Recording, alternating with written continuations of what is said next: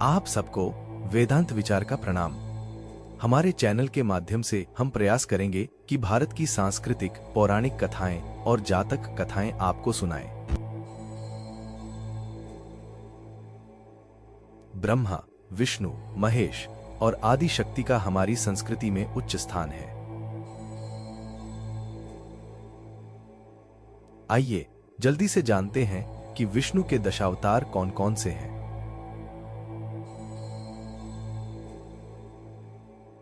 भगवान विष्णु ने मत्स्य रूप धारण किया और समुद्र में डूब रहे प्राचीन ज्ञान पुराणों को मछली के आकार में बचाया। इस अवतार से उन्होंने जीवन का नया आरंभ सुनिश्चित किया। समुद्र मंथन के समय भगवान विष्णु ने कूर्म अवतार लिया और महान हिमालय पर्वत को समुद्र की पीठ पर रखकर मंथन को संभव बनाया।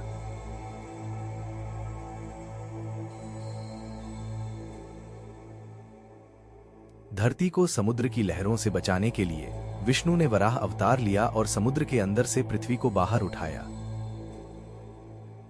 हिरण्यकश्यप को मारने के लिए विष्णु ने नरसिंह अवतार लिया, जो आधा मनुष्य और आधा सिंह था, ताकि धर्म की रक्षा हो सके। भगवान विष्णु ने वामन अवतार लेकर बलि से 3 पग भूमि भिक्षा में मांगी। वामन ने पहले 2 पगों में पृथ्वी और आकाश नाप लिए और तीसरे पग के लिए बलि ने अपना सिर आगे बढ़ा दिया। इस प्रकार बलि ने अपना वचन पूरा किया और भगवान विष्णु ने उन्हें पाताल लोक का स्वामी बनाया।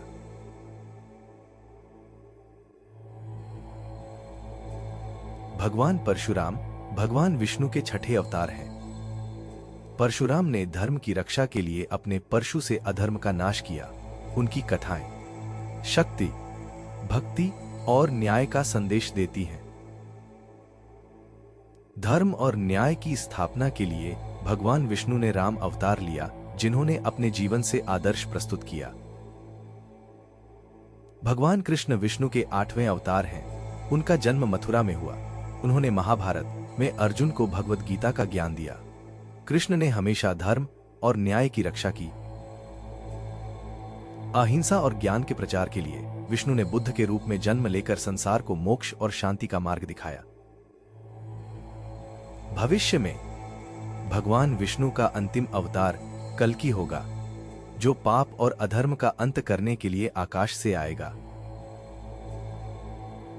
चलिए अब सुनते हैं भगवान श्री कृष्ण की कथा।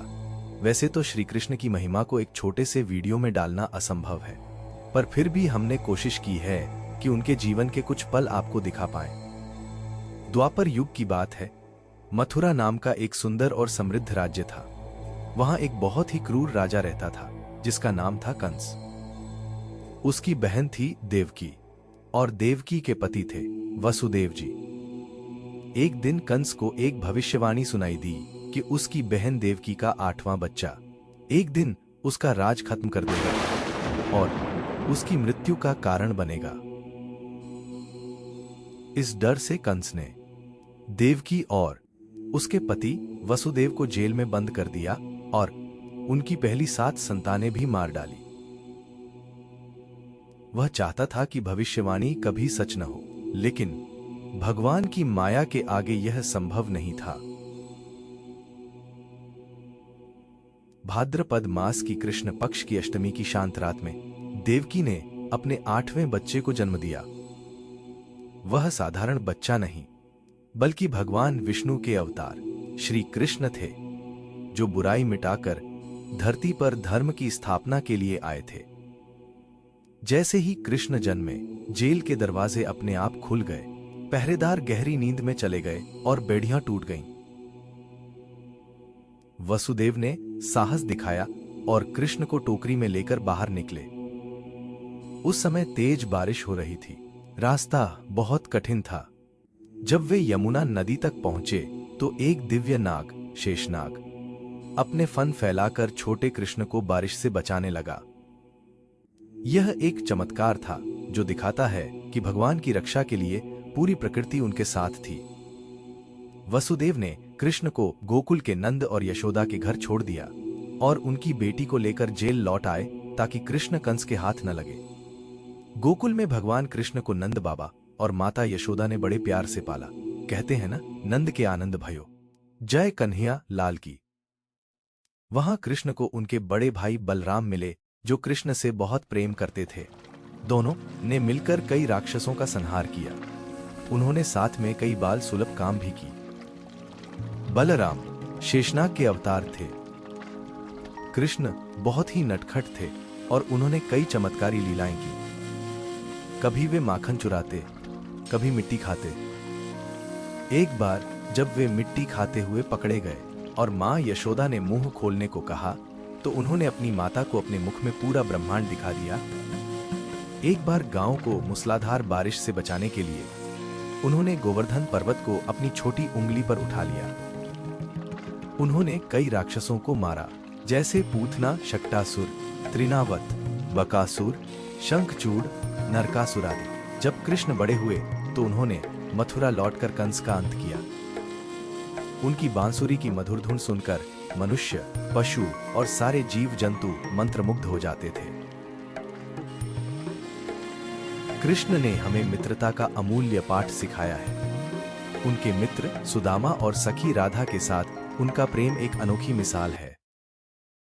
साथ ही कृष्ण ने चरित्र और नारी सम्मान का अद्भुत उदाहरण तब दिया, जब उन्होंने द्रौपदी को चीरहरण से बचाया।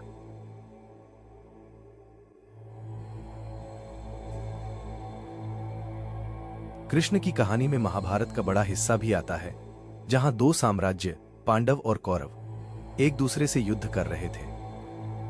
कृष्ण ने पांडवों की मदद की, पर उन्होंने हथियार नहीं उठाए।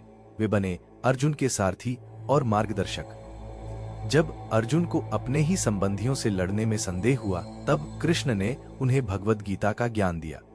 उन्होंने अर्जुन से कहा कि सही कर्म करना हमारा धर्म है और फल की चिंता नहीं करनी चाहिए। साथ ही उन्होंने अपना विराट रूप भी दिखाया। दोस्तों, आपने चिंटू की कहानियों का वीडियो आजादी का अमृत महोत्सव जरूर देखा होगा। उसमें आपने देखा होगा कैसे चिंटू के पापा उसे धर्म और न्याय का मतलब समझाते हैं। अगर आपने वह वीडियो नहीं देखा है तो जरूर देखिए, लिंक हमने विवरण में दिया है। महाभारत के बाद कृष्ण द्वारका लौटे और बलराम के साथ वहां राज किया। उनके शासन में द्वारका समृद्ध और खुशहाल हुई। वे वहां अपनी अष्टभार्या रुक्मिणी, सत्यभामा, जाम्बवती, कालिंदी, मित्रवृंदा, नागनजिथि, भद्रा और लक्षणा के साथ निवास करते थे। हर साल हम जन्माष्टमी मनाते हैं। यह त्योहार प्रेम, भक्ति और खुशी से भरा होता है। बच्चे कृष्ण की नटखट और चमत्कार भरी कहानियां सुनते हैं, कृष्ण के स्वरूप वाले कपड़े पहनते हैं और उनके जीवन से प्रेरणा लेते हैं। आप सभी का धन्यवाद। अपने आगे के एपिसोड्स में हम आपको भगवान विष्णु के अन्य अवतारों, भगवान शिव, आदि शक्ति और भारत के इतिहास व संस्कृति से जुड़ी कई कहानियां सुनाएंगे। यदि हमारी ओर से कोई भूल हो तो हमें क्षमा करें और अपना सुझाव अवश्य दें। साथ ही हमें ये भी बताएं कि हम आपको और कौन कौन सी कथाएं सुनाएं। यदि आपको हमारा वीडियो पसंद आया हो तो कृपया लाइक, शेयर और सब्सक्राइब करें।